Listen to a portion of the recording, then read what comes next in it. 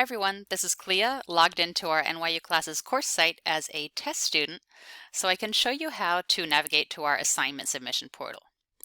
So you might be getting to Google Classroom either through NYU Classes or through our Google site.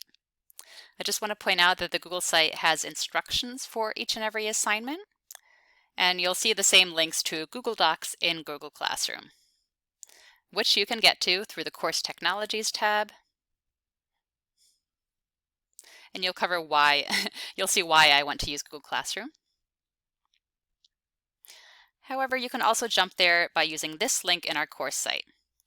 It might ask you to sign in one more time, so again, I'm going to log in as that same test student, making sure to use my NYU email. And then everything is organized by topics. A few helpful things that I want to re-emphasize here. I know I covered this in a previous video. You always want to go to the Classwork tab to keep tabs on your upcoming assignments. You will be able to see a breakdown of everything. You have access to that handy Google Calendar, which clicking on that link allows it to be added to your list of NYU calendars. So for example, if I navigate to Sunday evening, you see that there is an assignment draft to do, and you can click on this link to be brought directly there.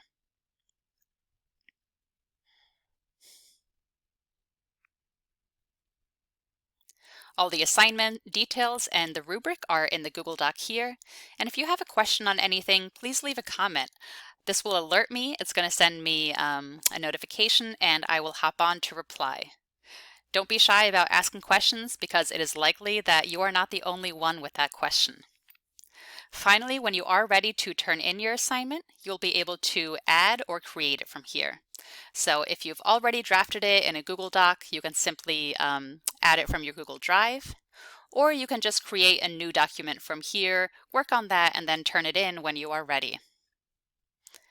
From there, you can mark it as done, add some private comments for myself, and that's it. Hope you found this helpful, and please do let me know if you have any questions.